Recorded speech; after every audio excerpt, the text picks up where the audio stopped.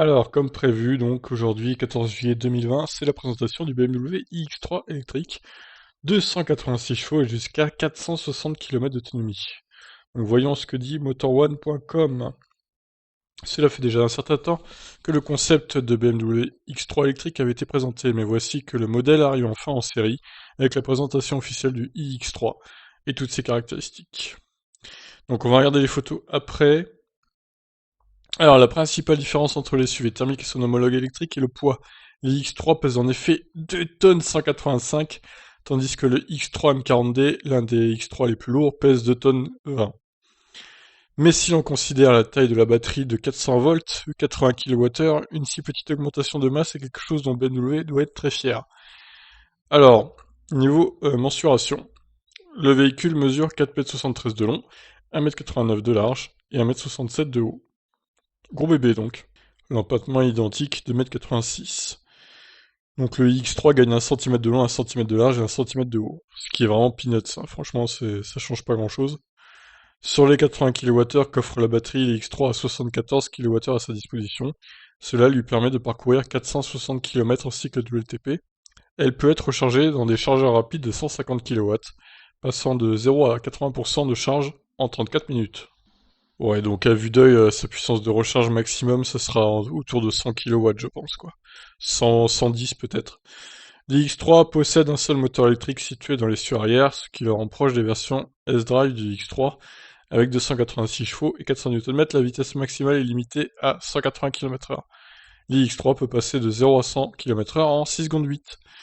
Ce qui est pas fou en même temps, 2 tonnes 1, faut les traîner, quoi.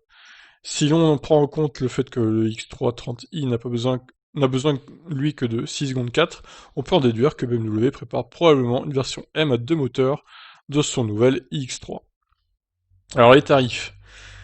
Alors la finition la moins bonne, 72 950 euros, et la meilleure, 79 350 euros. Ouais, donc on est autour des prix du Mercedes EQC et du Jaguar I-Pace, et de quasiment de l'Audi e-tron également, donc voilà. Je crois qu'il n'y a pas photo, hein. Autant prendre un Audi e-tron qui recharge plus vite, qui est plus puissant aussi. Donc sur Motor One, ils ont pas parlé du coffre. Le coffre, je suis sur l'Argus là du coup. Le coffre sera de 510 litres jusqu'à 1560 litres selon la position de la banquette, 40-20-40. Voilà, donc je pense qu'on a fait à peu près le tour de ce qui est à dire sur ce véhicule. Réclamant, hein, à titre de comparaison, le EQC débute à 78 950 euros. Il est certes plus puissant, mais dispose d'une autonomie moindre. Ouais, ouais, c'est vrai que le EQC est plus puissant aussi, du coup. Après, il est moins efficient, le EQC, visiblement. Niveau vitesse de recharge, ça doit être assez similaire pour le coup. Alors là, sur l'Argus, il parle un peu plus de finition. La version Inspiring livre en série une peinture métallisée, des jantes en alu 19 pouces, des projecteurs à LED, un toit ouvrant panoramique, un haillon à ouverture automatique et la batterie d'aide à la conduite suivante, régulateur de vitesse actif, avec fonction stop and go assistant au maintien dans la voie de circulation ainsi que l'avertissement de changement de voie et l'avertissement de sortie de voie. Un arsenal sécuritaire qui offre au BMW X3 une conduite semi-autonome de niveau 2. Bon, de toute façon, c'est un peu la base, hein, maintenant, la conduite semi-autonome de niveau 2, clairement. Toutes les voitures électriques ont ça, enfin, c'est les voitures électriques haut de gamme, on va dire, et même moyenne gamme.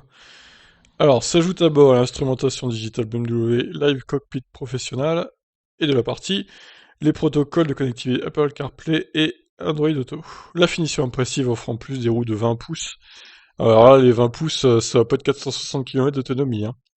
Un vitrage acoustique, des vitres latérales avant, une sellerie cuir Vernasca, l'affichage tête haute, un système Wi-Fi, Harman Kardon et un hotspot Wi-Fi. Je suis pas sûr que ce soit très utile, mais bon. Voilà, donc vous l'aurez compris, bah, il est pas donné ce SUV BMW, et fallait pas s'y attendre, hein, de toute façon à autre chose, hein. Fallait bien s'attendre à des tarifs salés. Évidemment, il n'aura pas le droit au bonus écologique, vu que c'est limité à 60 000 euros maximum en France pour une valeur de 3 000 euros de bonus. Donc bah là, ça sera zéro, du coup, vu que c'est plus de 72 000 euros. On va regarder quelques photos avant de se quitter, et puis après, voilà, on arrêtera là. Ouais, franchement, c'est une BMW, quoi. Enfin, franchement, elles se ressemblent toutes, hein, je trouve, les BMW. Ça fait des années que c'est la même gueule. Je suis pas trop fan de cette marque personnellement. J'ai un peu de mal. C'est pas vilain, mais moi je trouve ça quelconque, quoi. Bon après, est-ce que ce SUV marchera?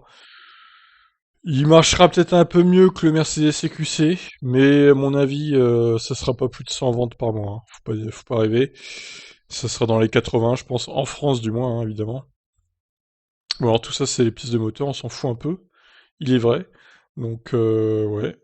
Bon, beaucoup de photos inutiles, hein, il faut le dire. À moins pour que ça intéresse les accros aux pièces mécaniques. Ouais, encore des photos là. Tac. Bon. Bah écoutez, moi, ce véhicule m'intéresse pas trop.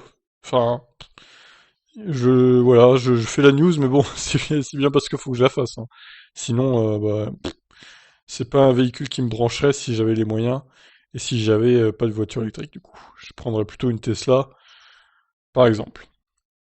Voilà, bah écoutez, je vous laisse réagir. Que pensez-vous de ce BMW iX3 électrique? Ciao!